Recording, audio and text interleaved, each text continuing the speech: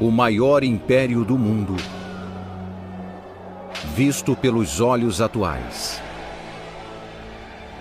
A ascensão, a queda, os conquistadores, os conquistados. Roma, o grande império.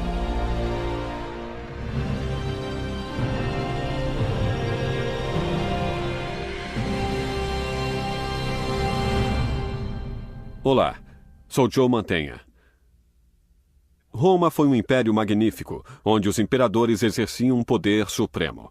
Homens famosos como Augusto, Calígula, Cláudio e Nero reinaram em uma civilização antiga cobertos de poder e de glória, em um mundo de obscuridades, dramas e violência. Juntem-se a nós, pois vamos contar as vidas públicas e particulares desses soberanos. Hoje, o History Channel e a Logon apresentam a Era dos Imperadores. A Era dos Imperadores. Distribuído por Logon. Versão brasileira, Sérgio Moreno. O início do Império Romano simbolizaria a arte de governar, produzindo líderes famosos como Pompeu o Grande, Júlio César e Marco Antônio.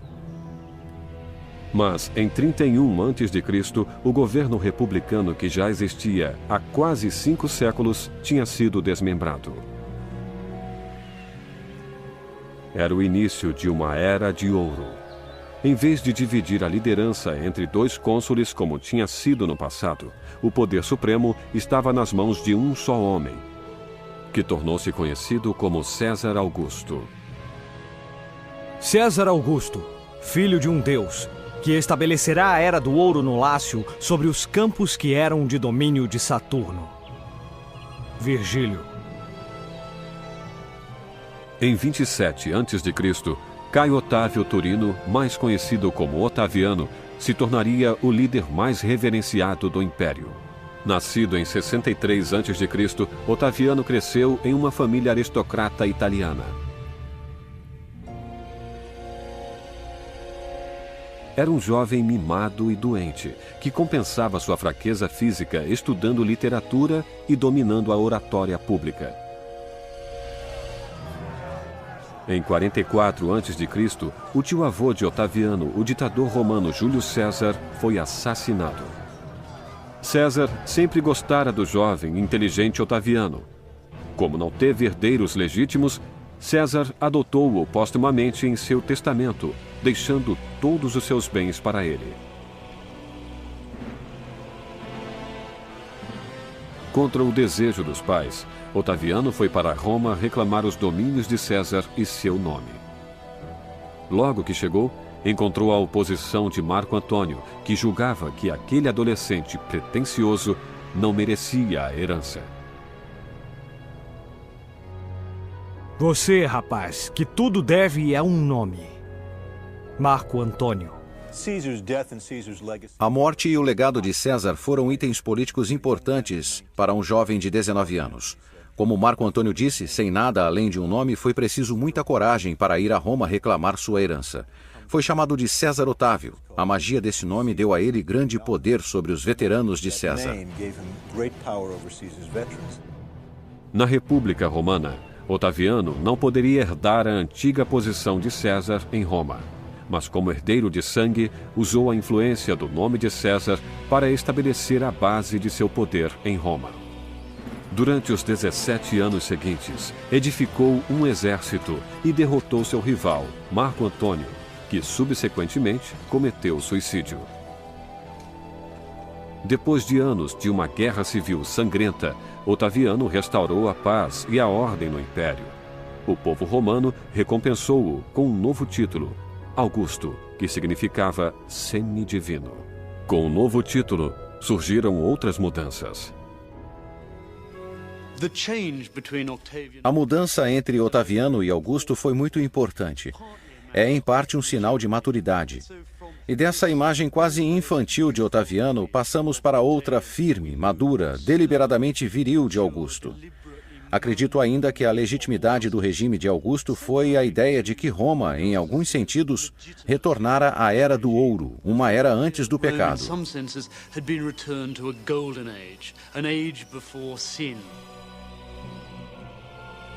Augusto tornou-se o primeiro de uma longa sucessão de imperadores que governariam Roma nos 500 anos seguintes.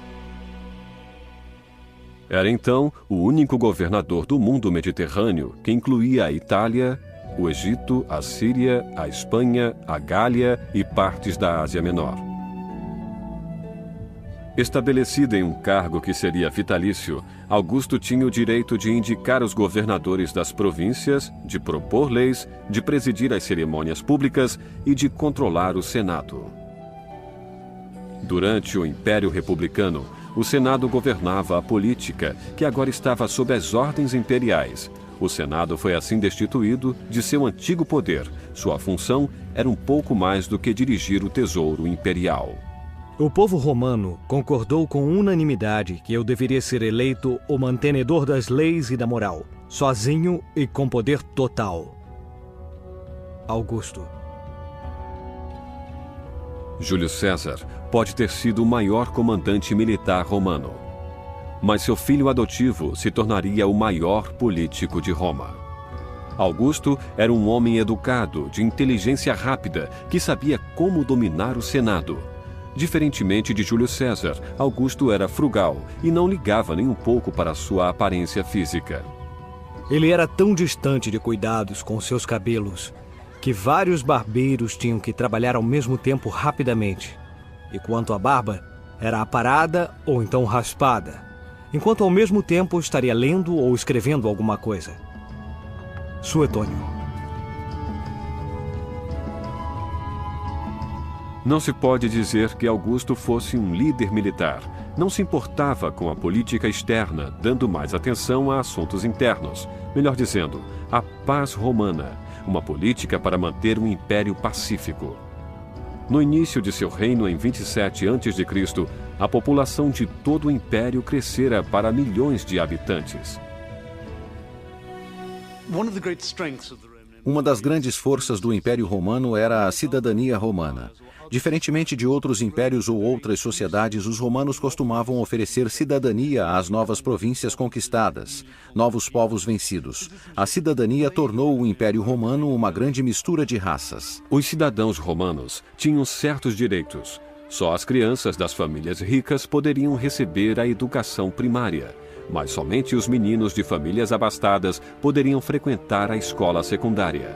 Enquanto isso, as meninas eram geralmente obrigadas a aceitar casamentos arranjados.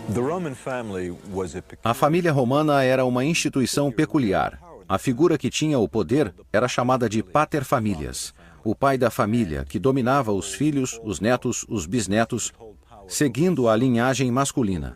Dominava sua mulher e também suas filhas solteiras. Tinha o poder de executar filhos e filhas se assim o desejasse. Tinha o poder de obrigar os filhos a se casarem e também a se divorciarem.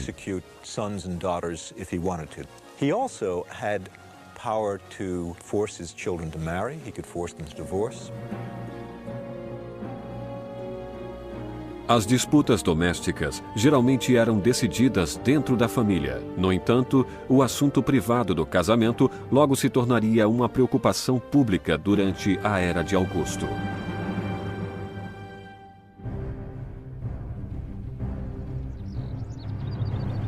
Durante o período imperial, os homens eram considerados um bem de alto valor. O imperador Augusto sabia disso muito bem, já que a população masculina vinha diminuindo.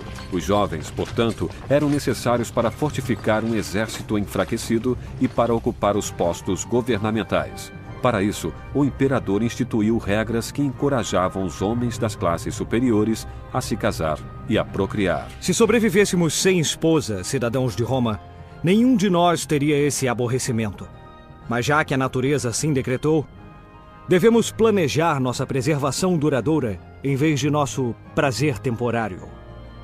Augusto. O que ele fez, assim pensando, foi regular os casamentos. E se um senador romano se casasse cedo e tivesse filhos, os filhos eram a meta. teria certas dispensas, poderia se candidatar mais cedo, poderia herdar de maneira mais simples. Se não tivesse filhos em uma determinada idade, sofreria penalidades. Não poderia herdar toda a quantia que alguém lhe destinasse. As mulheres também eram incentivadas a casar. Se uma esposa tivesse 3 filhos ou mais, poderia herdar as propriedades do marido ou do pai quando morressem. Antes de Augusto subir ao poder, as mulheres não tinham direito a propriedades, nem poderiam viver independentemente. Mas, mesmo com todos esses incentivos, ter filhos ainda representava uma carga pesada. Dar à luz era perigoso para as mulheres e muitas morriam de parto. O controle da natalidade e o aborto eram praticados tanto nas classes baixas quanto nas altas. Chegou a nossas mãos uma obra de um médico grego do século I que escreveu sobre essas coisas. Um dos métodos de controle era chamado o método do ritmo, mas infelizmente parece que ele não achou o ritmo certo, pois muitas mulheres morreram nessa época. Quanto ao aborto, temos notícias dos métodos usados, sendo que alguns deles são nossos conhecidos. Aconselhavam banhos quentes, pular muito, levantar objetos pesados, cavalgar animais, coisas desse tipo. Augusto promovia o casamento e a família em um esforço para reformar o que acreditava ser a queda da moral da sociedade romana. No entanto, logo descobriria que seu plano de valores familiares causaria um escândalo dentro do palácio imperial. Durante séculos, os romanos gozaram livremente de seus prazeres e desejos sexuais, participando de grandes orgias ou mantendo romances clandestinos. Mas em 2 a.C., o imperador iniciou uma cruzada para limpar o que acreditava ser um comportamento imoral. Instituiu legislações para valores familiares, tornando o adultério um crime. Romances extraconjugais não eram mais um problema particular entre o marido e a mulher. Era um assunto do Estado. Se uma mulher fosse apanhada em adultério, não só perderia uma boa parte de sua propriedade. Seu marido poderia se divorciar e ela seria exilada para uma ilha onde viveria em circunstâncias desagradáveis, longe da família e de Roma.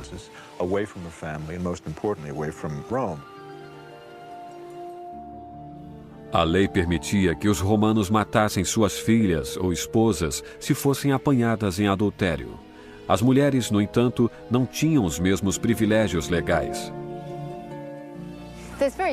Sem a menor dúvida, havia um padrão duplo sobre o adultério, pois quando Augusto introduziu suas leis, sua própria família foi atingida. Parece que Augusto tinha cometido o adultério, possivelmente mais por motivos políticos do que por seu interesse em mulheres, já que desejava saber o que os maridos delas pretendiam fazer.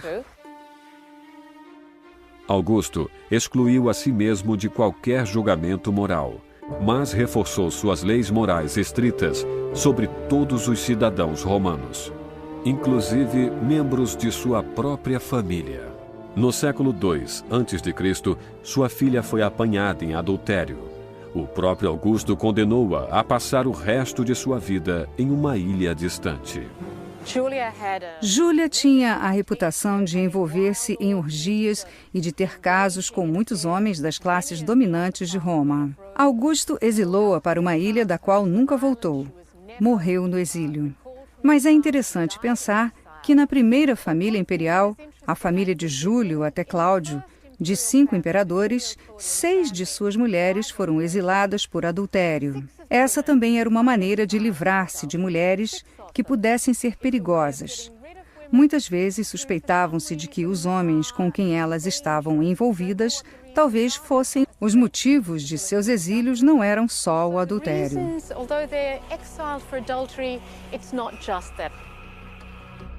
A esposa de Augusto foi uma das poucas mulheres aristocratas a escapar do escândalo moral.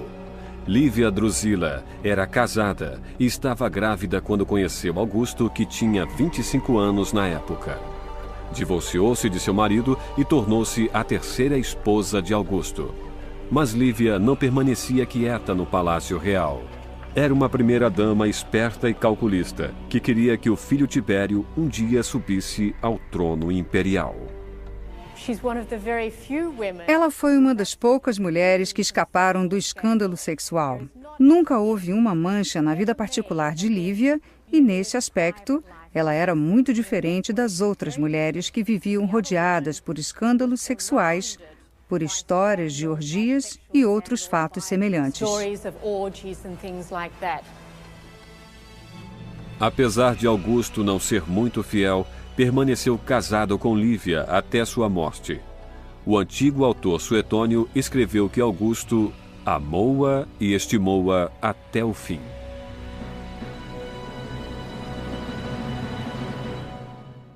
Para reforçar sua legislação sobre a moral, o imperador Augusto podia influenciar o império em muitos aspectos, inclusive nas artes. Mas, com o tempo, suas táticas severas de governo tornaram-se impopulares com os cidadãos de Roma.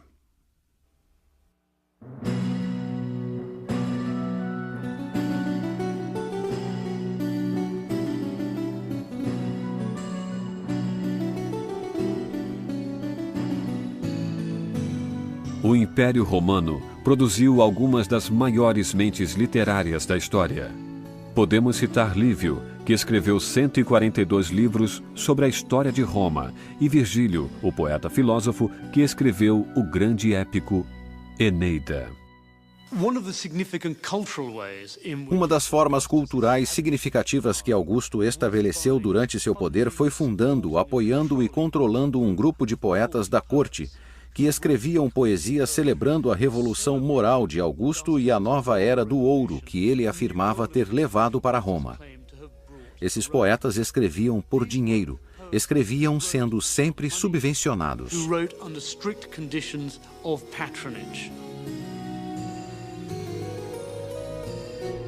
O imperador Augusto ditava que tipos de livros os autores romanos poderiam escrever, mas nem todos os autores obedeciam seu decreto. O poeta Ovídio escreveu um livro chamado A Arte do Amor, um manual de instruções sobre como seduzir as mulheres, mais exatamente uma mulher casada. Augusto ficou ofendido com o conteúdo do livro e castigou Ovídio, exilando-o de Roma. Uma das maiores ironias em tudo isso era que uma das famílias mais imorais e desorganizadas era a do próprio Augusto. E esses rumores persistentes devem ter minado seu poder, pois ele parecia um hipócrita para o público. Augustus's own moral stance must in some way have made him appear in public to be more of a hypocrite than he would have wished. As leis morais de Augusto tornaram-se impopulares e ineficientes. Era muito difícil obedecer uma lei que ele próprio desrespeitava. Augusto teve mais apoio para seus esforços para promover a adoração religiosa por todo o império. Fez isso restaurando templos pagãos. Era também admirado por incentivar o culto popular das virgens vestais.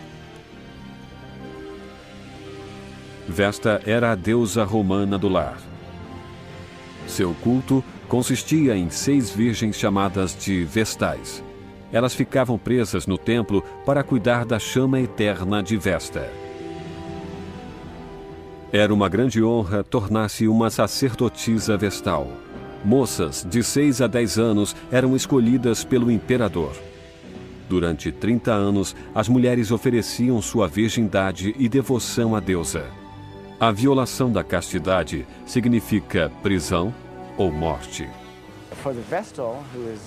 As vestais juravam manter a castidade por toda a vida. O castigo era horrível. A pecadora era colocada em uma pira funeral, carregada pelas ruas enquanto sua família chorava e arrancava os cabelos. Depois era enterrada em uma câmara subterrânea com alguns feijões e um pouco de água, e a deusa Vesta é que deveria decidir se ela viveria ou morreria. Durante gerações, houve muitos escândalos de virgens vestais que foram enterradas vivas.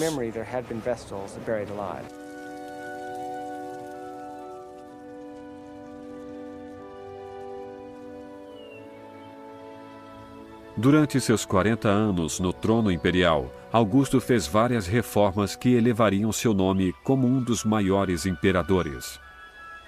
Construiu estradas e pontes, limpou as ruas da cidade e chegou a criar um departamento contra incêndios. Revitalizou Roma, tornando-a a cidade mais opulenta do mundo. Cidade de mármore. Quando a encontrei, era uma cidade de tijolos. Augusto. Em 14 depois de Cristo, Augusto sofreu um infarto, ficando às portas da morte. O imperador de 74 anos começou a pensar quem ele nomearia seu sucessor. A sucessão era um problema perpétuo para todos os imperadores romanos. Em resumo, eles teriam que estabelecer suas credenciais de dinastia, seu relacionamento com Augusto e também mostrar que eram os melhores cidadãos para governar. E essas duas coisas geralmente são difíceis de estarem juntas. Augusto não teve filhos para herdar o trono. Enquanto a morte se aproximava, o império esperava ansiosamente descobrir quem seria o imperador seguinte, posição herdada por um filho ou parente de sangue.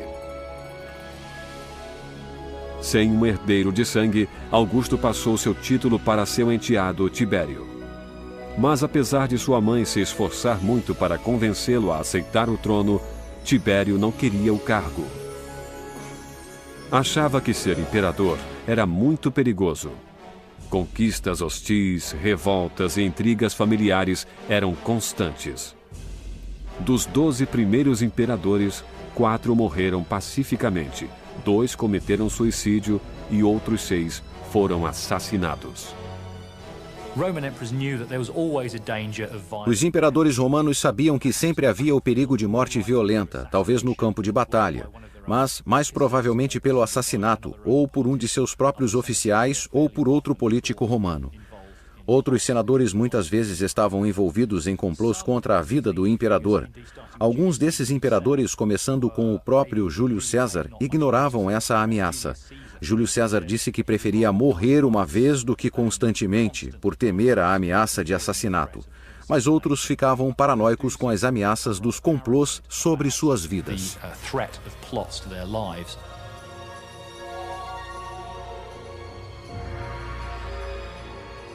O próprio Augusto escolhia sua guarda pretoriana.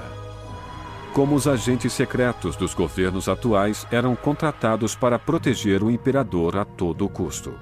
Todos os que visitavam o palácio eram revistados, mas às vezes até os guardas pretorianos achavam difícil proteger os imperadores de seus próprios filhos, que muitas vezes tinham um comportamento desregrado.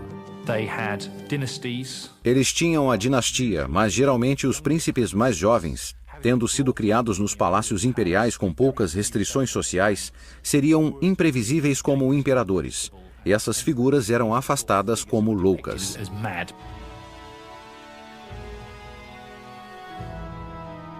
Com o crescimento do império e riqueza, muitos príncipes reais tomavam medidas desesperadas para ocupar o trono. Muitos imperadores descobriram que a ameaça de assassinato vinha de dentro do palácio, de dentro da família imperial.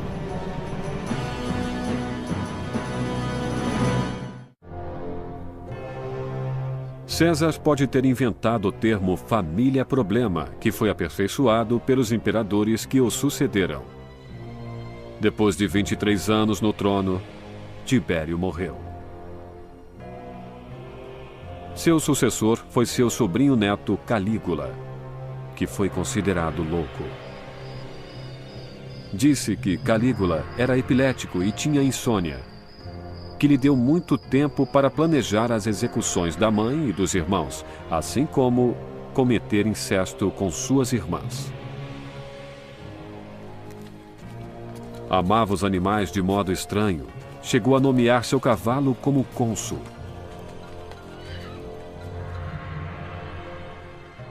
Mas as táticas brutais de Calígula acabaram por vencê-lo. Em 41 d.C., foi assassinado por seus senadores. O tio de Calígula, Cláudio, sucedeu-o no trono. Quando Cláudio soube que o sobrinho tinha sido assassinado, escondeu-se atrás das cortinas do palácio, temendo os assassinos. Foi descoberto pela guarda pretoriana. Sem alguém apropriado para substituir Calígula, os pretorianos forçaram os romanos a tornar Cláudio seu novo líder. Mas Cláudio sempre temeu os assassinos de Calígula. Quando ele andava, seus joelhos fraquejavam e possuía outros traços desagradáveis. Espumava pela boca, seu nariz escorria, gaguejava e a cabeça tremia o tempo todo. Suetônio.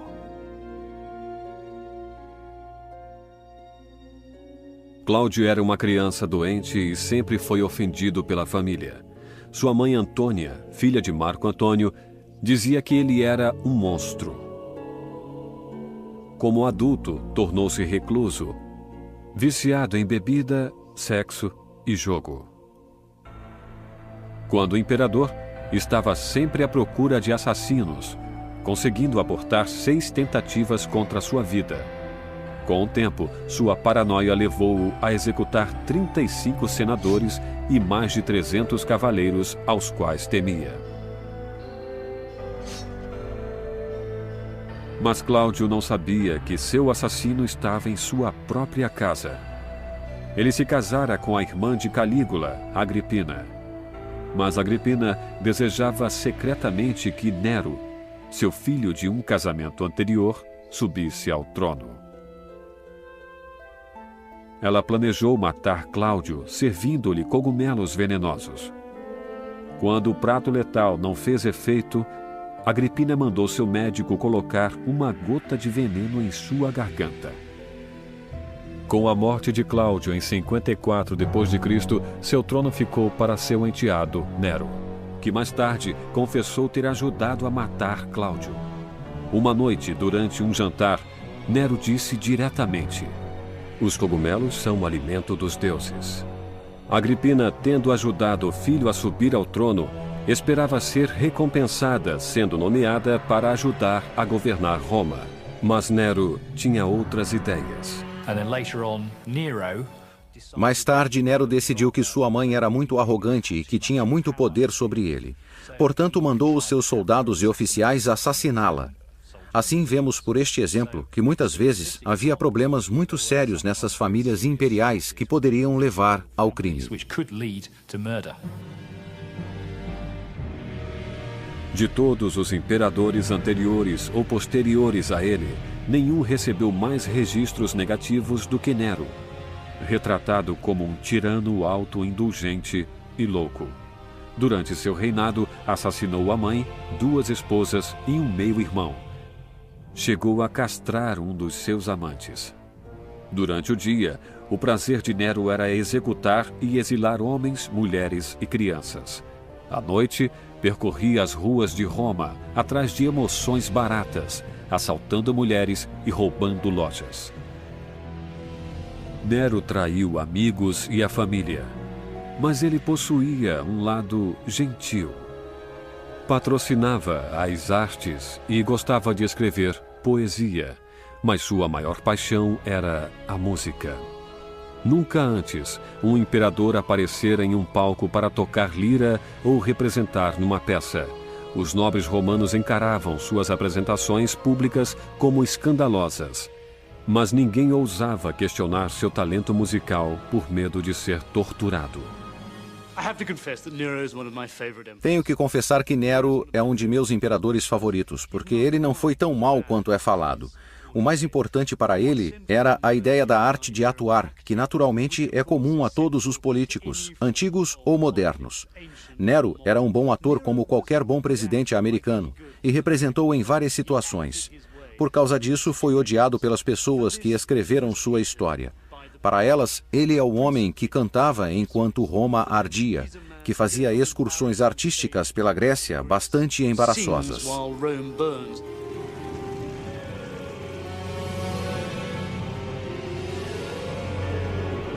Em 64 d.C., Nero viu-se frente a um desastre. Um incêndio varreu toda Roma, destruindo grande parte da cidade. muitos romanos culparam Nero pelo incêndio, que incendiara intencionalmente para melhorar a cidade, que precisava de espaço para construir seu parque de diversões.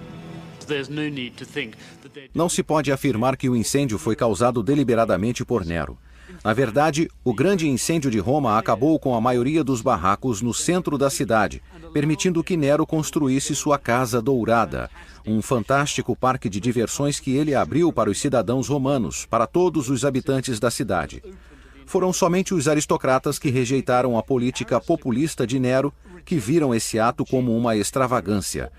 Mas eu imagino que aquele parque foi uma espécie de Disneylândia romana, fundada pelo imperador. Alegria para todos. E que foi odiada pelos aristocratas que pensavam poder ter a posse e o controle do imperador.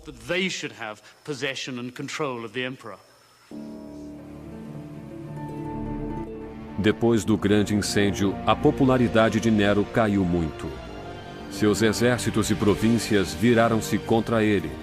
Temendo o assassinato, Nero tirou a própria vida aos 30 anos, cortando sua garganta com a adaga. Egocentrista até o final, segundo seu secretário, as últimas palavras de Nero foram: "Que artista o mundo está perdendo." No ano posterior ao suicídio de Nero, o império passou por 3 imperadores, cada um deles rapidamente tendo morte violenta. No final de 69 d.C., Vespasiano tornou-se o 9º imperador de Roma. Vespasiano, um italiano de classe média, foi mais querido do que seus 3 antecessores que vinham da classe alta. Vespasiano começou a reconstrução da cidade queimada pelo fogo.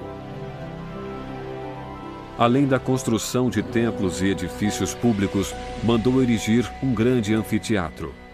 A Arena de Pedra dominou o horizonte da cidade.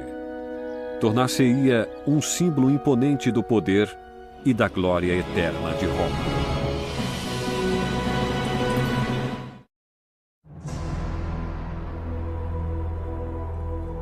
Em 80 d.C., nenhum outro local em Roma atraía mais a atenção do que o Coliseu, uma marca registrada imperial, uma obra-prima de engenharia.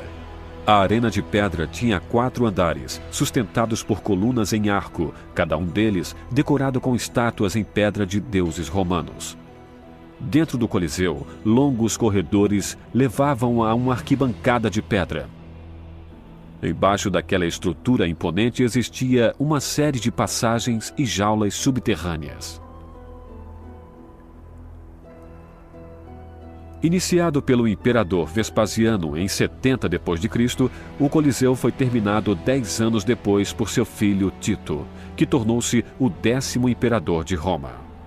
No dia da inauguração, 50.000 espectadores vibrantes lotavam o teatro para assistir às lutas dos gladiadores, em que homens semidespidos lutavam até a morte usando espadas, tridentes e em combate corpo a corpo.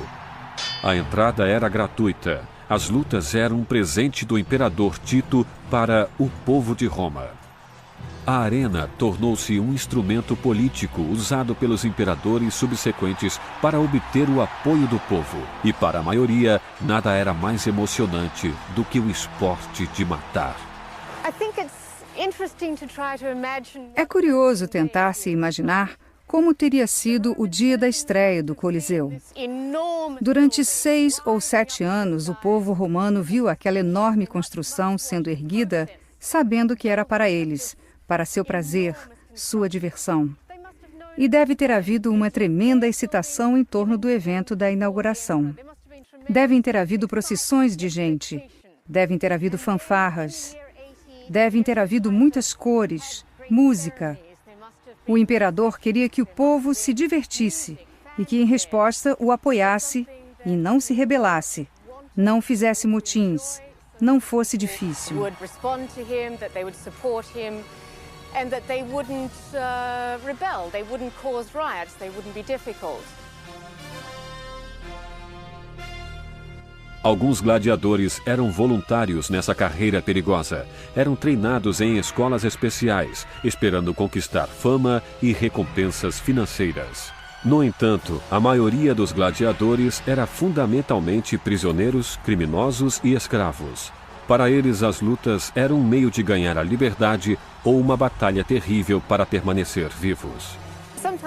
Muitas vezes lutavam uns contra os outros. E tinha-se um homem com uma rede que era ágil, porque não carregava todo aquele equipamento pesado, lutando contra um gladiador super armado, e as pessoas apostavam dinheiro em quem achassem que venceria. Existe alguma evidência de que durante alguns períodos da história romana houve mulheres gladiadoras. Os espetáculos de gladiadores não apresentavam só lutadores. Animais exóticos eram importados do norte da África e da Ásia. No dia de um evento, centenas de tigres, leões e ursos eram mantidos em jaulas sob o Coliseu. Um sistema de roldanas levantavam as jaulas ao nível da arena, quando deveria haver lutas de animais. Havia uma programação para o espetáculo do Coliseu que tinha seu clímax no fim do dia. Pelas manhãs, havia as lutas de animais em que um animal menor era atacado por um animal maior. Depois, animais lutando com gladiadores. Depois disso, havia talvez o que fosse o espetáculo mais horrendo de todos. A sessão do meio-dia, em que criminosos eram levados para a arena e simplesmente executados para a diversão do público. O Coliseu era somente um dos vários locais que apresentavam esses esportes para espectadores. Desde os dias de Espartaco, em 80 a.C., anfiteatros semelhantes de pedra eram construídos em quase toda a província romana. Estou no anfiteatro de Siracusa, que é muito interessante. Foi construído aproximadamente em 200 d.C. Uma das coisas que os construtores desses locais tinham que pensar era na proteção dos espectadores contra os animais selvagens. Uma das maneiras foram as barreiras, que geralmente eram arredondadas para o caso dos animais tentarem saltá-las, pois escorregariam.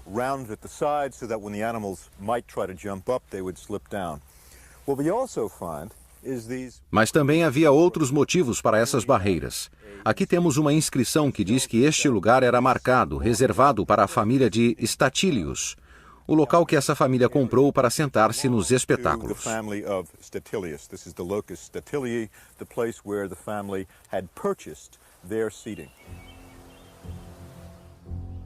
Com o aumento da popularidade das lutas, cada imperador queria apresentar espetáculos maiores e melhores para aplacar a sede de sangue e violência do público. Muitas vezes, o Coliseu era inundado para apresentar batalhas navais. Anos mais tarde, em 107 d.C., o imperador Trajano apresentou o espetáculo sangrento maior de todos. 10.000 gladiadores e mais de 11.000 animais foram mortos brutalmente. Está claro, no entanto, que o ser humano é fascinado por sangue, pela violência, pelo crime, e nas sociedades modernas podemos dizer que temos coisas semelhantes como touradas, lutas de cães, a violência que vemos em programas na televisão. Mas no final, acredito que a diferença entre a que vemos na televisão e pela qual somos fascinados é muito diferente dos massacres deliberados de seres humanos exclusivamente para o divertimento do público.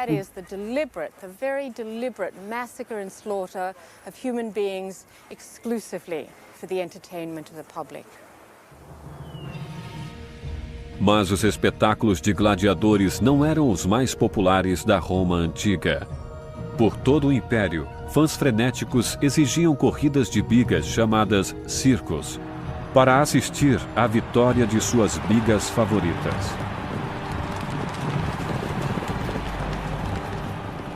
As bigas e seus cavalos estavam divididos em equipes chamadas vermelhos, azuis, verdes e brancos.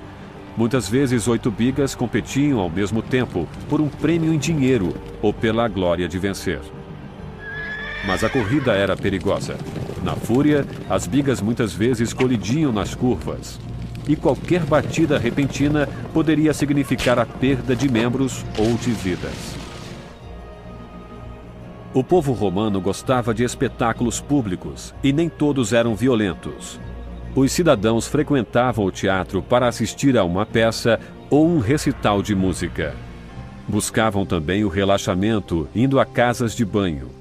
Os romanos visitavam esses antigos spas diariamente para lavar-se, exercitar-se ou até mesmo para reuniões de negócios.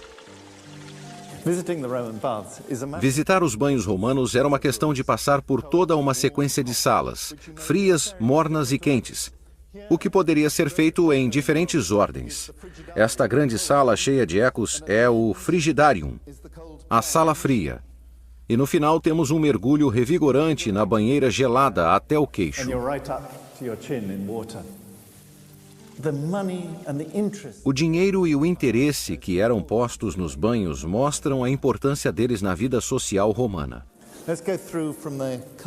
Vamos atravessar a sala fria e em seguida entramos numa espécie de vestiário. Esta sala é recoberta de estuco.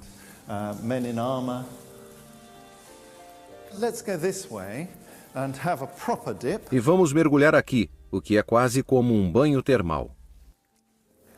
Yeah, this is almost like this is a thermal bath. Again, nearly 6 foot. Mais uma vez, descendo os degraus, entro na água até o peito. No centro da banheira existe um mecanismo de aquecimento e embaixo de nós existe um forno que mantém água quente subindo continuamente pelos lados. And down below us there's another furnace and this would be continuously warm, sending up warm water all around this pool. And you can imagine E facilmente 30 pessoas podem banhar-se aqui. O fato de 30 ou 40 pessoas nuas estarem juntas numa banheira era uma das preocupações morais dos romanos, pois acontecia o que acontece quando as pessoas ficam nuas juntas. E uma maneira de lidarem com isso era dizendo: vamos separar os homens das mulheres, porque banhos mistos nus é um pouco demais para pedir-se de uma civilização.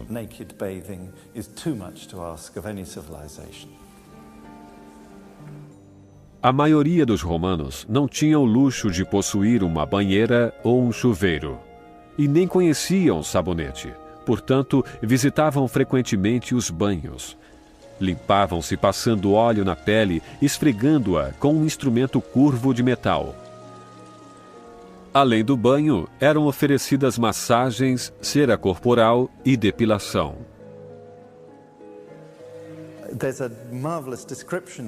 Existe uma descrição maravilhosa do filósofo Sêneca sobre como era horrível morar perto de um banho público, porque ouvia-se o tempo todo os gritos e as risadas das pessoas.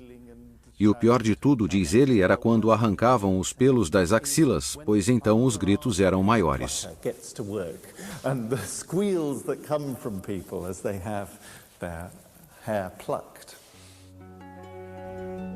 O Império Romano oferecia grande variedade de passatempos públicos para seus cidadãos se divertirem. Os rituais e tradições da vida diária davam ao povo romano uma sensação de continuidade. Estabelecida por Augusto, o primeiro imperador criou uma tradição cultural que duraria por séculos e fazia o povo lembrar que eles também faziam parte de um império próspero, o glorioso Império Romano.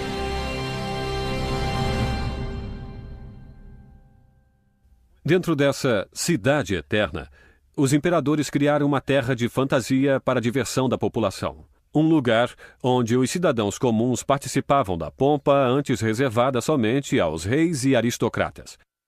Mas se examinarmos esse império de extensas fronteiras e monumentos colossais, não podemos esquecer que ela foi uma sociedade baseada na escravidão e na brutalidade. O Império Romano foi um lugar de contrastes chocantes, ricos e pobres, bem e mal, o melhor e o pior da natureza e do espírito humanos.